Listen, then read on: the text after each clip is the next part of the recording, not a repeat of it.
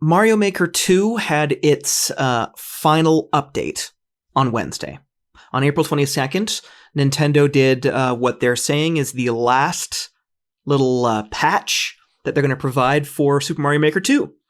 And it's going to include some stuff. I'm sure people are excited about them. It's all very exciting. And this update, I think, just really drives the point home how much of a complete, utter failure Super Mario Maker 2 has been. And as a result, the Super Mario Maker franchise has been. Let's go back, shall we, to Super Mario Maker, the first one, a landmark, groundbreaking title.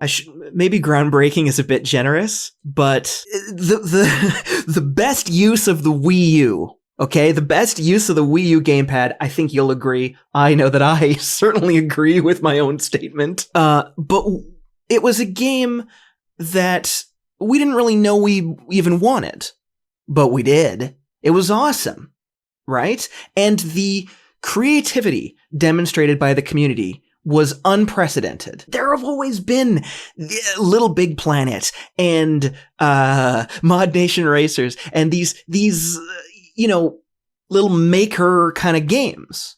And people love level creators. I mean, let's remember the StarCraft level editor, the Warcraft 3 level editor, which spawned Dota, a franchise unto itself at this point. People love making things, and they already were making weird Mario levels. There was a whole community of people that made these bootleg Mario levels and shared one another, and it did ROM hacks and all that stuff. Let's recall the ROM hacks. Toby Fox, the creator of Undertale, got his start making Earthbound ROM hacks. People like taking a game that they love and chopping it up and messing around with it. They love doing that. And with Super Mario Maker on the Wii U, Nintendo gave us the ability to easily make our own messed up Mario levels, and we did. Boy, howdy did we ever. You can go search on YouTube yourself for the crazy, kooky Mario Maker levels that exist, the torturous things, the unbreakable locks, all the stuff in there. It's awesome.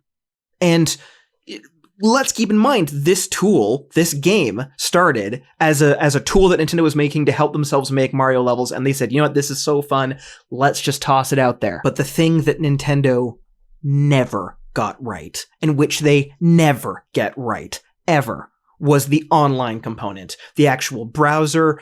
It was such an unbelievable pain trying to find new levels. And let's remember, this game was so much fun, and playing people's Mario creations was so awesome that people fought through the terrible interface just to do it. People kept their Wii U's plugged in. I gesture over there to my keyboard that you can't see. That's for this metaphor and this little fantasy world that we've created. That is the Wii U over there, and it stayed plugged in just so that people could play Super Mario Maker. It became the Super Mario Maker console.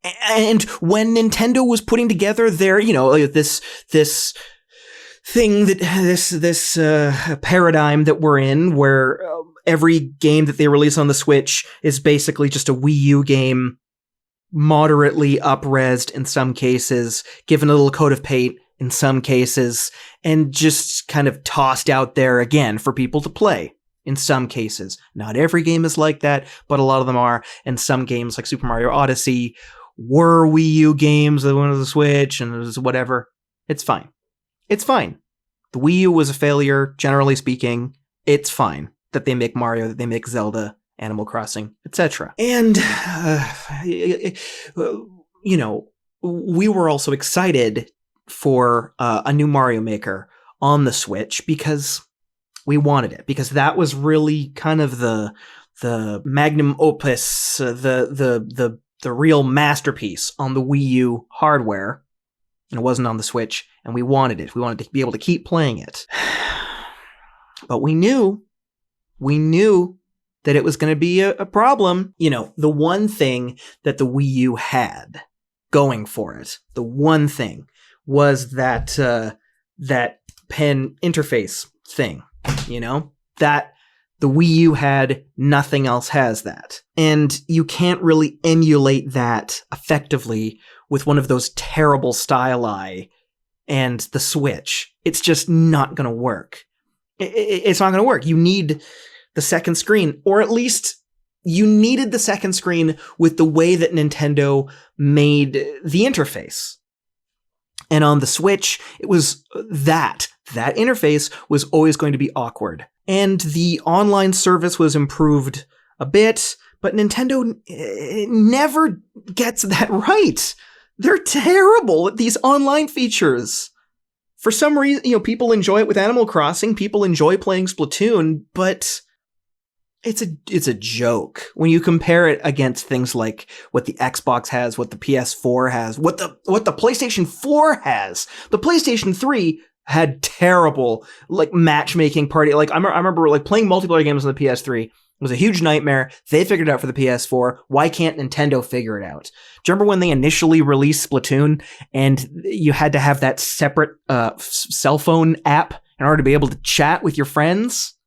I mean, it's creating an earthquake with how terrible of an idea it was. And, you know, they never got that right, and that's fine, but people were still playing the game.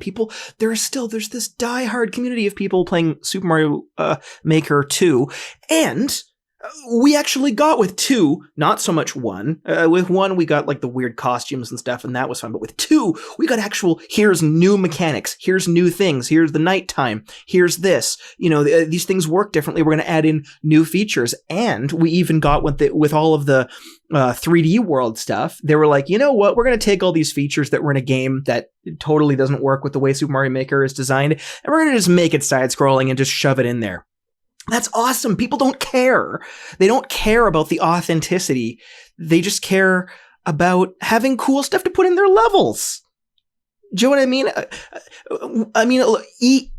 EA understands this when they make vampire packs and weird X-Files, Invasion of the Body Snatchers packs for The Sims. You know, like, people don't care about the authenticity of the realism. They don't care. In The Sims, they don't care if it's realistic. In Mario, they don't care if it's traditional Mario. They just want stuff. They just want stuff to put in there.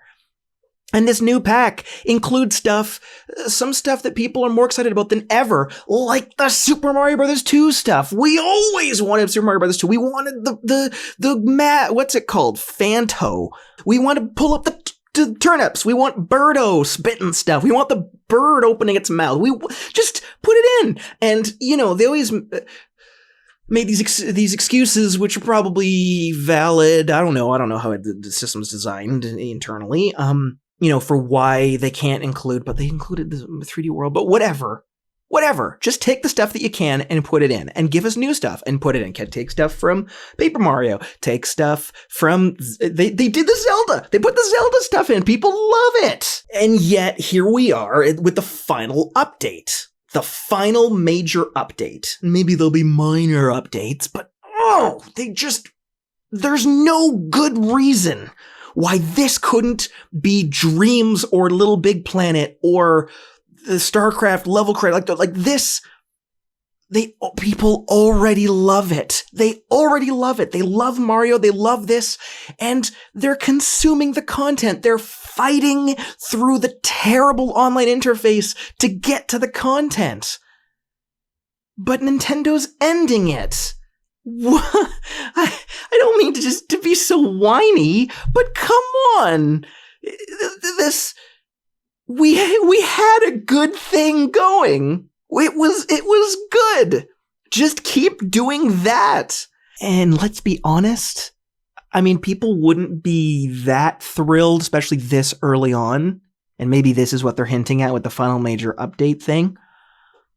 Nintendo, you can get away with, you can charge for packs. You can do that. You can charge for Super Mario Bros. 2 pack. You can charge for this pack or that pack. And you know what? The way to avoid the backlash is to make sure that people can play the level even without the pack. Little Big Planet did that with that Metal Gear Solid, that gun thing that they added. That's fine. People will be justifiably furious if they're being fed level. Like, that's the thing that happened with Call of Duty and stuff, where you're being served up levels that are like, hey, you can't play this without whatever. People don't like that. Justifiably, that sucks. But, if it costs money to create but not to play, that's fine. People will understand it, and the audience is there to buy it and to love it. And they love it. They want to do it. They want to make the levels, and they'll pay a little bit more to do it. I mean, can you imagine if they had Earthbound pack, if they had, well, Earthbound's what I want, but whatever. What was that weird island game? You could do a Final Fantasy pack. You could have some Final Fantasy stuff. You could, I'm just thinking about, like Super Smash Brothers. You could have, Picross stuff. Or whatever. You can have stuff. People don't care about the story progression. They don't care about we gotta rebuild the castle. They don't care about that. They just want stuff for the levels, to make the levels, to put the levels out there, and then people can play the levels, and then I can play the levels, and people can play the levels, and it's fine. But we're just left with Super Mario Maker 2 is just this, and the Super Mario Maker franchise in general is just what? There's just a bookmark put in it, and it's just like, oh, we'll come back to this someday, maybe. That sucks. That just sucks. And there's no greater point. It just sucks. See you tomorrow.